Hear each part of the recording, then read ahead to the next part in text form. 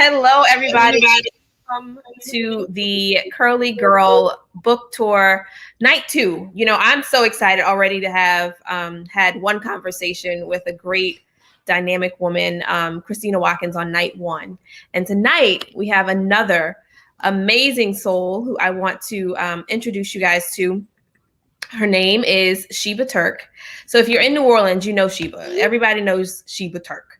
And she's one of my Curly Girl sisters on the news. She is the morning news anchor at WWL TV in New Orleans. That's a CBS affiliate here. And she was hired there as an associate producer just a few months after college. And then she really quickly grew her career from there and is now kind of a premier face in New Orleans news. She's got a bright smile, a beautiful personality, engaging, and just beautiful curly hair. And I'm so excited to bring her in to this conversation tonight. Please help me welcome Miss Sheba Turk. Hey, Casey. Hey. Beautiful curls. Your curls look amazing. You're glowing. And you literally had a baby 5 seconds ago. Girl, tell them my life story. Go ahead. There's that part. Like, what? Thank you so much for having me. Thank you for doing this. I'm so happy for you. Congratulations. Thanks, boo-boo. And you and I have kind of been connected through news, but I was actually learning more about you as preparing for this show, because I was kind of going back and reading your bio and stuff. I was like, I know you, but I was learning more, kind of getting some research done. And I was reading about, you know, you and I have a very similar background. Mm-hmm. I don't know if you knew this, but I read you grew up doing musical theater in New Orleans. Yes, I did. I loved musical theater. I did that all through high school, so much so people thought that's what I was going to New York to go to college for. Exactly. I auditioned for colleges in New York, in Miami. I got into the University of Miami for theater and decided to go journalism. Wow. Why did you go in the journalism route? You know, journalism was never the plan. Theater was always fun for me, but I never thought like, oh, I'm going to take this any further than a hobby. But the longer I've done it, and I wonder if you find the same thing, I think it's one of the most helpful like tools that I had now that I'm on TV, with improvisation, with public speaking, with talking to people. So I'm like, it's crazy how life adds up. But no, I had no intention of being a journalist. I honestly hated the news. I didn't watch any news. I wanted to be a writer. And then I found a really great mentor who eventually was like, writing is great. I wanted to be a newspaper writer for a little while. She's like, newspapers are dying. You should go into TV. And so I was like, okay, which is funny because I still read the newspaper now and I really do admire people who write for papers. But the TV route, I tried it out and things went so well that I just enjoyed the journey and went from there. You said the newspaper was dying back then. Now TV's dying. Everything's digital. Everything's dying. Now we got to have Instagram pages to tell them the news because they won't watch the news. Everything's dying. It's the truth. Go watch the news. Right. It's evolving and evolving. I literally will meet cute little girls in the grocery store and they'll be like, I love watching you. And they're like 14 or 15. I'm like, you watch the news? And they'll be like, no, I follow you on Instagram. I'm like, you know what? See, that really is completely different because, and this is something we'll talk about tonight too, because I grew up watching Black women on the news and that was kind of the people I emulated and wanted. That's kind of where I got the bite, the news, you know? Yeah. And you spoke about your mentor, who I'm sure has been hugely impactful in your journalism career. I'm assuming you're talking about Soledad. I have two. So Kim Bondi came before Soledad. Kim Bondi was actually Soledad's mentor as well. She was my professor at the University of New Orleans, had been an executive at CNN, the Today Show. She's kind of done everything. And she introduced me to Soledad. So Soledad, people know Soledad because she's on TV, but in the TV world, a lot of people know Kim Bondi. She brought up a lot of the greats, including Soledad. And so she was my professor at UNL and kind of, she was the one who was like, you should leave newspapers alone and come this way. But because yes, they both personality. And I spoke about that in your bio because you're vibrant. You come from a theater background. Thank you. That's obviously where it comes from, and your personality being able to shine through and not just tell a story, but like help us feel a story. Bring it to life. And I think that is so important because sometimes you'll see a great story or read a great story. Like part of it, is how you bring it to life as a person. And I guess that's the theater part of me that like loves to entertain and put on a show. And I mean that even on a serious story, right? You need to make people connect with it, feel an emotion. And so, I think that comes from personality driven, I think helps people sometimes connect with a story that they wouldn't usually connect with. And the funny thing is now, like, I'm not in news full time anymore, but I tell people now I play a reporter on TV because it really is like you're putting on a role. It is. It is. It's kind of a performance. This is the number one thing I tell young people. I'm like, you have to remember, like, we could have had the worst night ever and then wake up at 3 a.m. and have to do the show. It doesn't matter, because at the end of the day, it is a show. And I know it's supposed to be news, so people are like, well, it's not entertainment. Listen, it's a show. We have a certain amount of time to fill. We hopefully fill it with like very important and impactful information, but it's still a show. How does that theater background play in your mind when you're actually live on the air? You know, you have like, 30 minutes of a newscast, and how do you keep that momentum going? Actually, you have 3 hours. So how do you keep that momentum and that energy going throughout that whole show? Yeah, from 5 to 9, and many days, if I'm filling in on the 4:30, is 4.5 hours. Naturally, I'm very energetic, thankfully. I'm not a person who needs like a ton of sleep to be wide awake. I really walk in the newsroom saying good morning to everyone. And I think half the time they're annoyed and half the time they're using my energy to wake up too. But the theater, to me, I remember doing theater at Dominican, and like the schedule was so intense. We would have rehearsals till like 10 p.m. at night, the like weeks before the show. So much so that I loved volleyball too. And you couldn't do volleyball and theater because it was like that intense. Like we went ham. And so I do channel that now when I'm super exhausted. It's like, it doesn't matter. You slept 2 hours. Okay. You got a show to do. That has always like been a thing I think that I got from theater, but I kind of took into theater. That's why I think they both are a good fit for me. So you know how like when you're backstage and you get that nervous energy right before you go on, do you still get that in a show? No. Yeah. Okay. No. But you know why I think part of it with theater is you have a live audience that's different every night. And in TV, I think people forget. In the studio, it's you, your co-anchor, the weather person, the traffic person, Walter, the cameraman, and that's it. Like, it's the same 5 of y'all. It feels like talking to each other all day. Sometimes you forget how many people are actually watching. Yo, I love your Instagram, and I love Walter. Thanks. Oh, listen, I am trying to make Walter a star and find him a wife.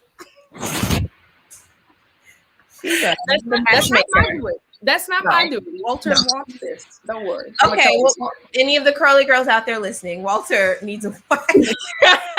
And he would love a curly girl. How about that? Hey, look. I wanted to also talk to you a little bit about. Did you get to read the book?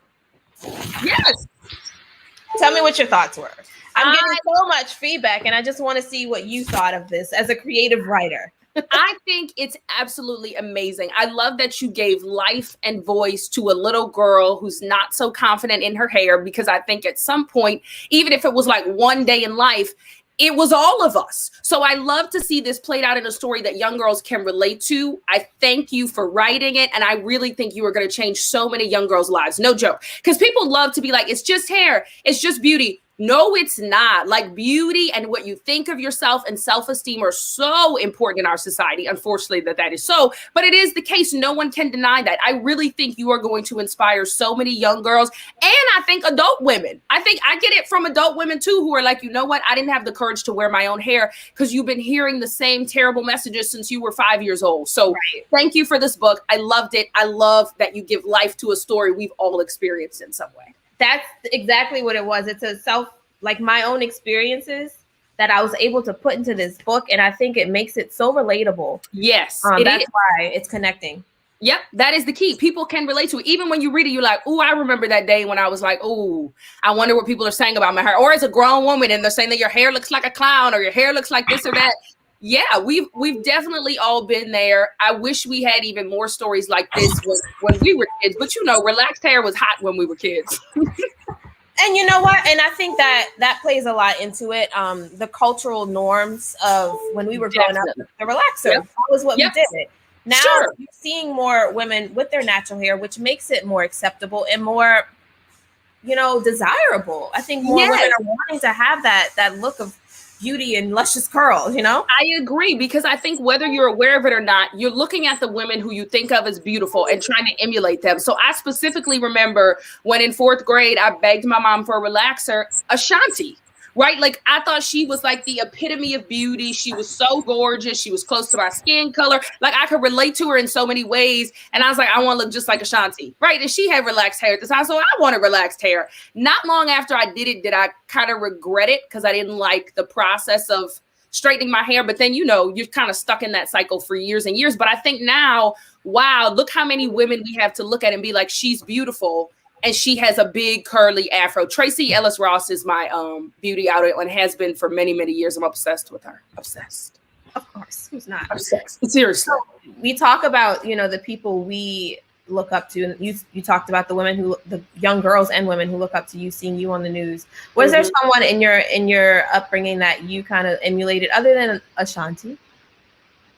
No. For news, I'm wondering. No. So my interesting thing about news is because I never wanted to do it, I really didn't have, my idols were not news people. I don't know that I necessarily had women who I was like, oh, I want to be like them. That's why Kim Bondi, my first mentor, my professor at UNL, was the first time I was like, oh, if I were going to be a woman, not myself, not my mom, I'd want to be Kim Bondi, right? Like she was super fabulous, beautiful Black woman, super smart. She was a boss in every way possible. She's a person who walks in a room and commands respect, but then she's also very humble. So she was honestly the first woman that I was like, wow, I want to be just like her. And I don't know that I was able to identify at that time exactly what it was about her. I think a big part of it was her presence, but no, because I didn't really watch the news. I didn't have women in news who I idolized. I remember Hoda Kotb coming to my school, St. Leo the Great, when I was super young, but so young that I think I knew she was a newswoman, but my parents always had the news on like in the background, but no, there was no character who I was like, oh, I'm going to be that one day. The news wasn't relatable to me. Yeah. So Hoda was one of those for me. Of course, there was Oprah, you know, and then yes, Hoda Kotb, and then Michelle Miller was also in our news station around that time when I was growing up, and then also Soledad O'Brien was on the station and stuff. So and I raised that question because in the book we do have a topic of discussion about representation in media where Bailey, when you read the book, you'll see at the end why Bailey begins to love her curls, and it's because she saw someone represented on television who looked like her. Exactly. And I bring that point up because, you know, whether it's TV, books, you know, in movies, our young girls need to see that. And for you, it wasn't seeing someone on TV, but it was seeing someone literally in action in your classroom and like working with her closely. So having those models that are accessible for us, and whether it's in a book for a 5-year-old girl at their house, that matters. Definitely. Oh my gosh. Representation matters so much. And like I say, I don't even think it's illogical. Like, I want to be like this person. You don't even realize like the images and messages you're getting, the messages you're getting about who is beautiful, what is beautiful, and where those messages are coming from. So once I got in the news, like anything, then I was obsessed and dove in. Many of the women you mentioned, of course, Soledad, Michelle Miller became my idols. And then I started paying attention to who these women were, how they carried themselves, their journeys, their stories of beauty, and definitely all women who I look up to now. Okay, so let's talk about your curly girl journey. Okay, let's go. I know when you first came on air, you had the long locks that were, you know, straight. I don't know if you were doing a relaxer, but you were pressing them. I was going natural when I was an intern. And so half of it was natural and half was relaxed because I refused to do a big chop, right? And so it was a hot mess. And you know, it takes a while to learn how to do your curl. It was toe up. And so a very kind soul was like, hey, straighten your hair, boo-boo, so you can get a job. And listen, I agreed. I was like, all right, it does look a mess. So all of my life, even with my relaxed hair, I've taken really good care of it. So it was super long and I would straighten it.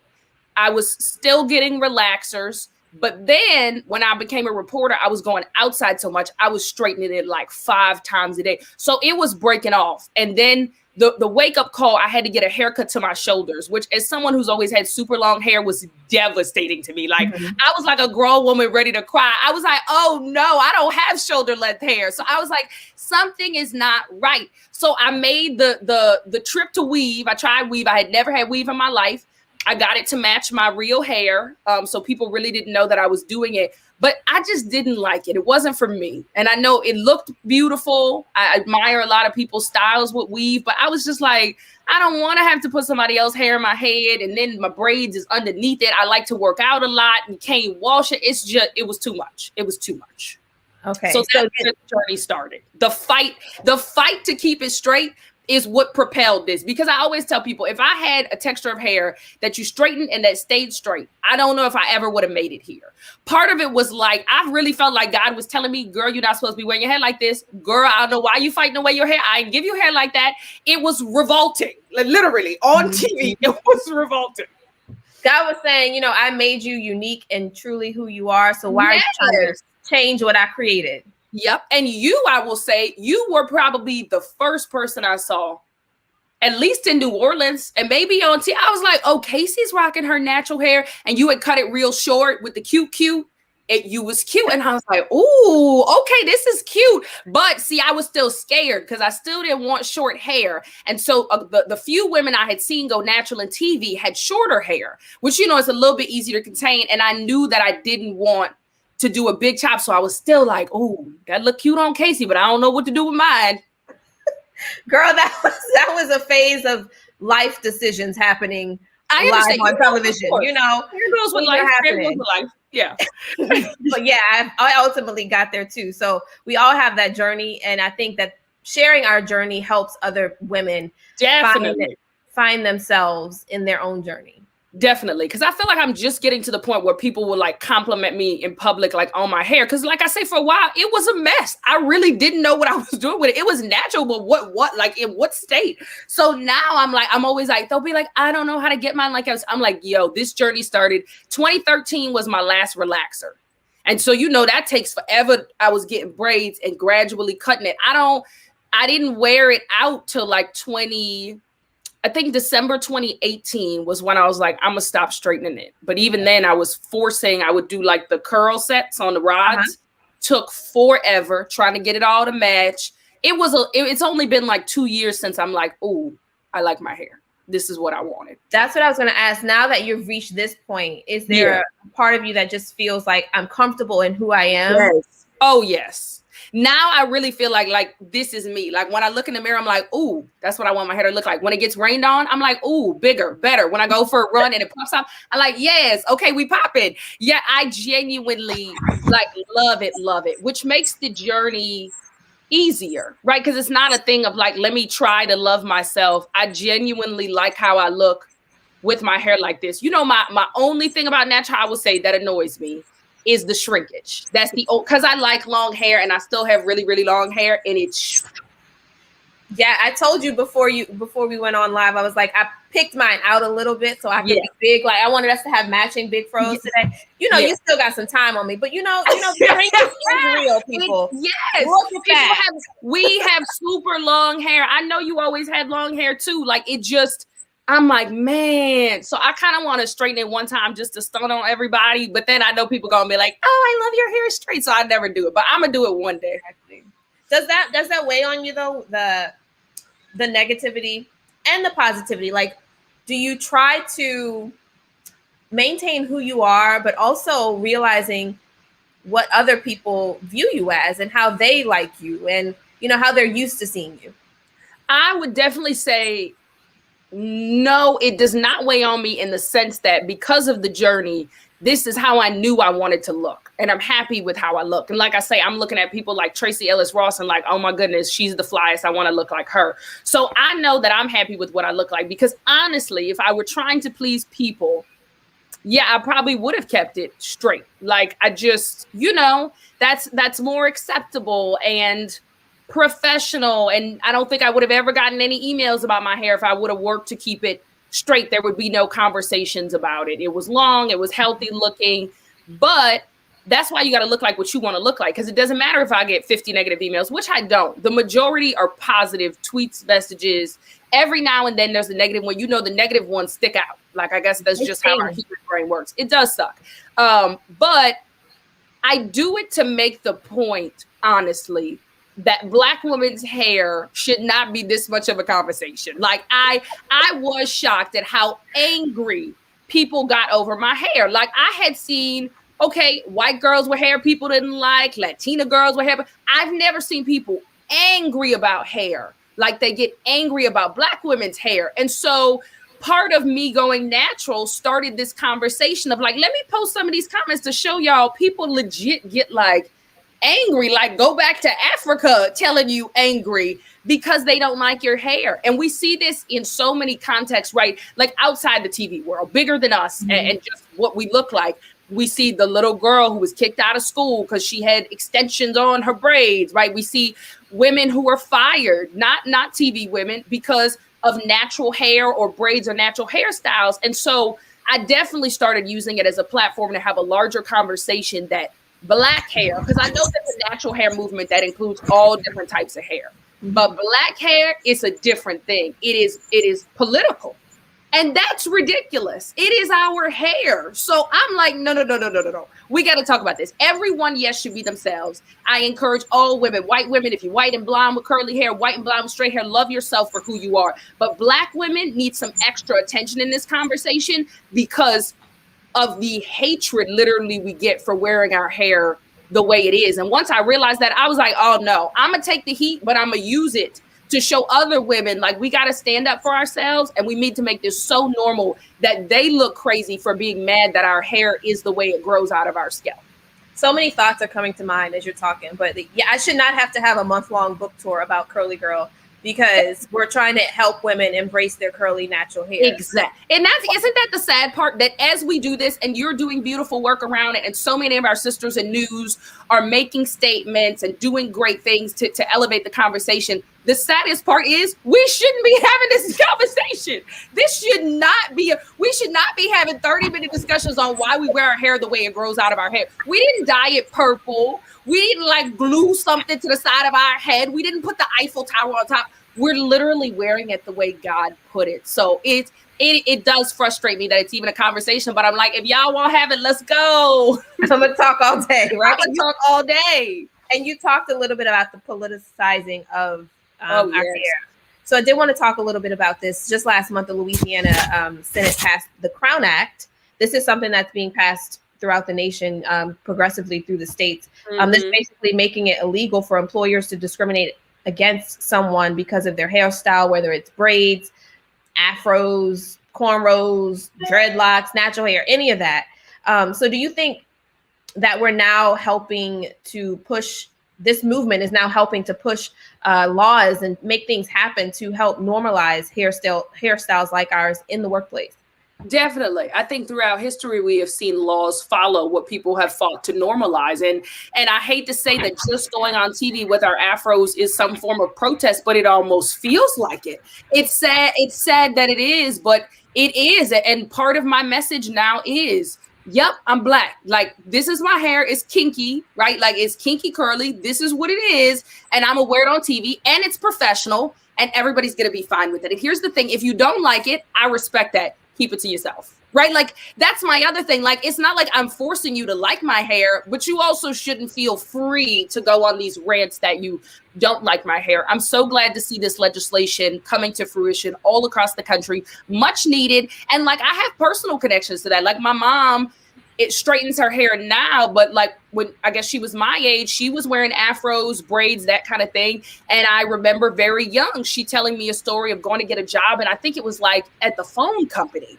And she walked in with her braids for the interview, and they told her, hey, we actually filled the position. She walks out. I think someone else walks in. I think it was a white woman with straight hair. And she sees them go through the process. So the position wasn't filled. So she went through a whole, like, filing a grievance that they discriminated against her because of her hair. And I believe it won it in her favor. So I just remember hearing those stories young, and I'm like, wow, that's strange, right? Because in our field, sometimes the conversation gets narrow because people see us all the time. I really want to take the conversation away from us to women who, work in spaces where nobody even sees you. Why do you care what her hair looks like, right? Like, it doesn't make sense. Those stories frustrate me, and especially when they do it to the young girls, because you are messing with their self-esteem at a young age. You could write on me all the mean emails I want. I'm still gonna be like, I'm popping, I'm fly, right? When you're young, though, when you are really young, that's not easy. Yeah. Like, with society sending you messages that your hair type's unacceptable, unattractive, that people don't like it, that men don't find it sexy or attractive.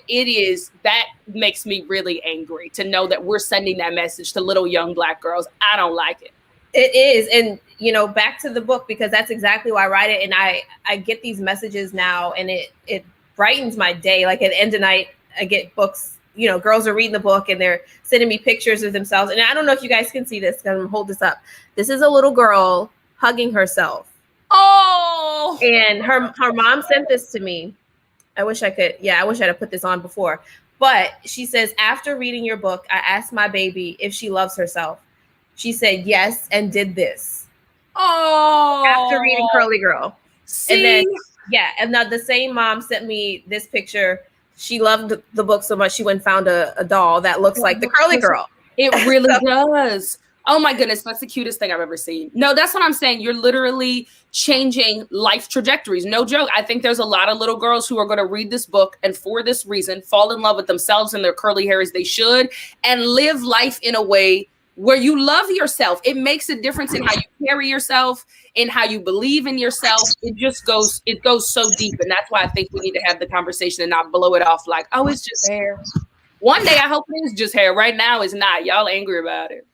Yeah, and you know, this goes across, like you said, across races. Curly girls are in every race. They're in every color, shape, size. And we want all of them to feel included and feel like their curls are theirs to love first before they expect anyone else to love them. Yep.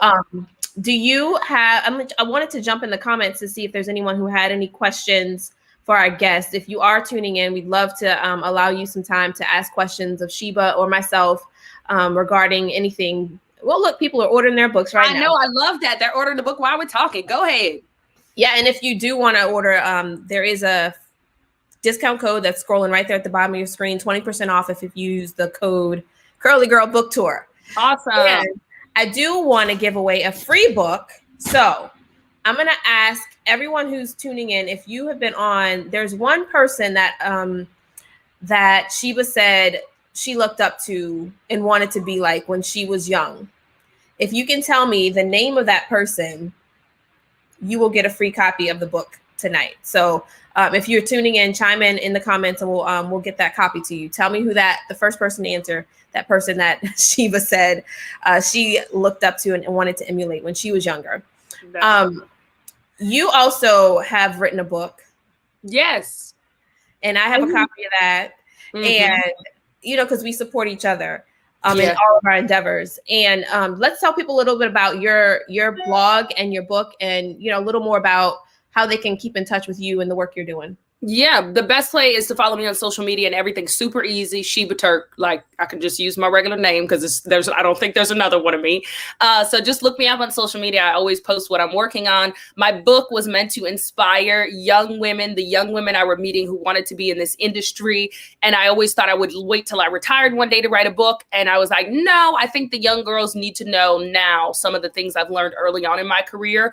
You know, the thing that makes me most mad about that book, by the time I had published it and we had taken the pictures, then I started wearing my hair natural. So every time I look at the cover with the straight hair, but you know what? I think things happen for a reason. I think I needed to capture that part of my journey, because I did end up going back before we published it and writing a section about wearing my hair natural. That was really when I was just kind of starting out with the natural hair thing. So I guess it is reflective of the beginning of my journey. I straightened my hair, and I straightened it for a reason. And I talk about that reason openly now. So it's fine. My next book will have my fro on it. Yeah. And that's another question too. I mean, to girls who are trying to come into this industry, I think we get this question often. Do I have to wear my straight hair, or can I wear my curly hair? Can I be myself, or do I have to show up as they want me?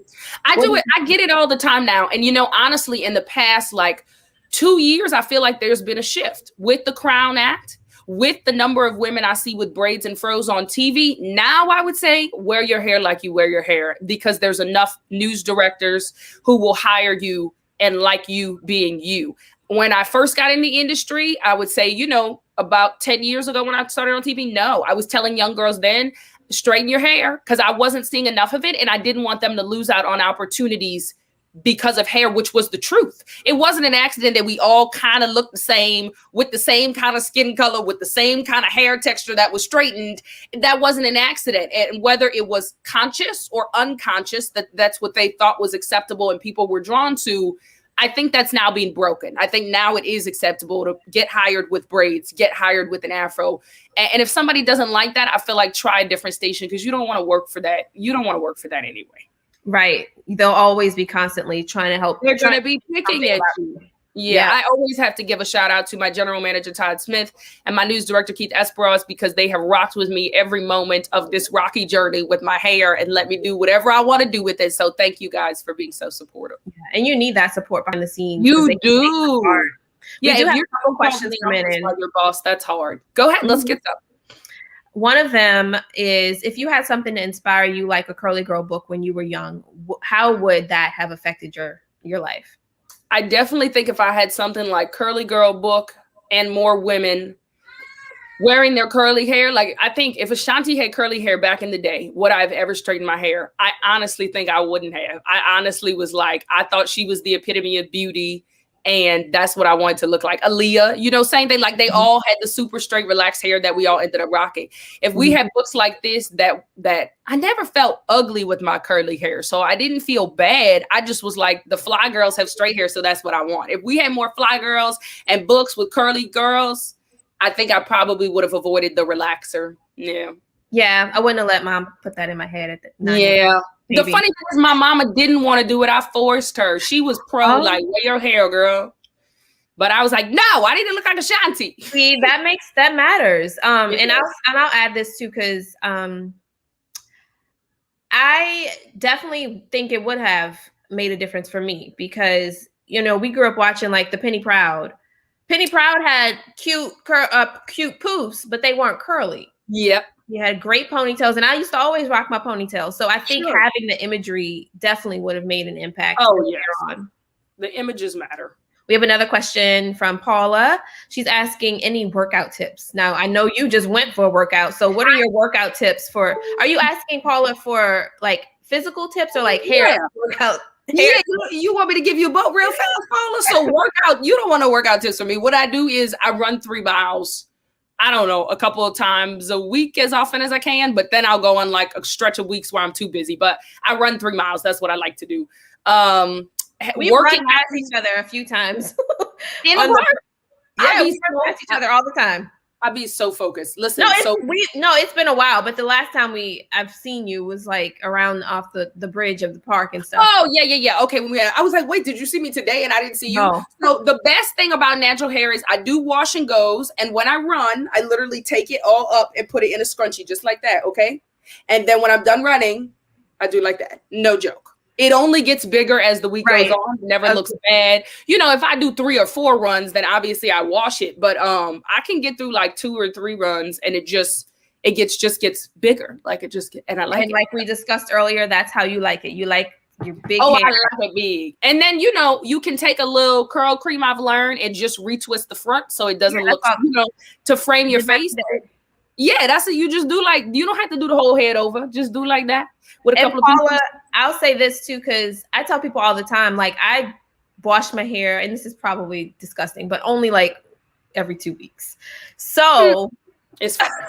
It's fine. It looks better the dirtier. You don't have to do as much to your hair. No. I mean, I'm not going to say everybody's different. My hair, I don't have to do as much. Like I can wear this style for about a week.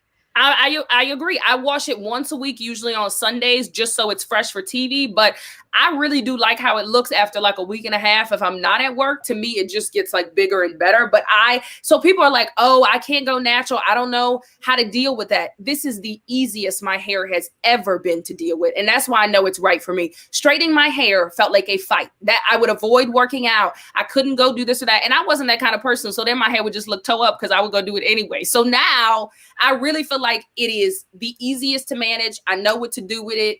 It's perfect. Okay, so I'm still waiting for somebody to drop the answer to the question for the free book. We've got some answers in the chat, but they're not the right answer. And Sheba actually said it again. So I'm gonna let you see y'all. What other people are saying. That's not it. That's not it. It was the singer. No, Kim Bodney was when I was older. When I was a little girl, I wore straight hair because of which singer? Yes. Which okay. she's so She gorgeous. just said it again. Somebody else just, it's not Tracy, Deborah. I'm sorry. Oh, there it is. There it is. There Monique we go. It was Ashanti. I still think she's the epitome of beauty, but yes, I love Ashanti. Where's Ashanti been? She I verses recently, huh? Yeah, I follow her on. She did do the verses recently, and I did watch that because I love her and Keisha Cole. I love Keisha Cole too. So yeah. Yes. Okay. So that was Monique Ross. I'm going to get you to go ahead and send me a DM if you can on Facebook. I think you're watching on Facebook right now. So if you go ahead and send me a message, I'll go ahead and get your contact information so we can get that book out to you. And we are going to wrap things up here because I appreciate your time and I don't want to take too much of it. And I thank you so much for joining us on the Curly Girl book tour. Oh, I thank you for including me. Thank you for what you are doing, period. You know, I'm always watching and rooting for you. And this is such a beautiful movement that needed to happen. So I was so excited you even wanted to be a part of it in a small way. Thank you, Casey. Congrats on everything.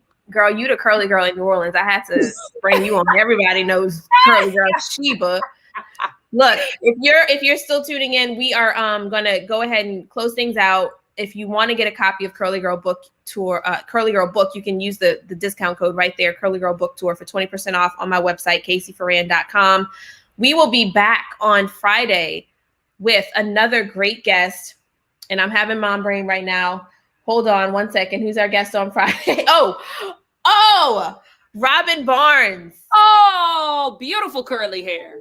Yes. And you know what? She's got a little curly girl now. Yes. And I'm looking forward to having the conversation with her about helping her daughter love and embrace her curls. So beautiful. Tune in for sure on Friday. Same time, same place. We'll send out the links again so you guys can make sure you're in the building and make sure you're joining this conversation. Tag us online with Curly Girl Book Tour. Sheba, thanks so much. Thank you, Casey. And y'all better go get this book. You heard her.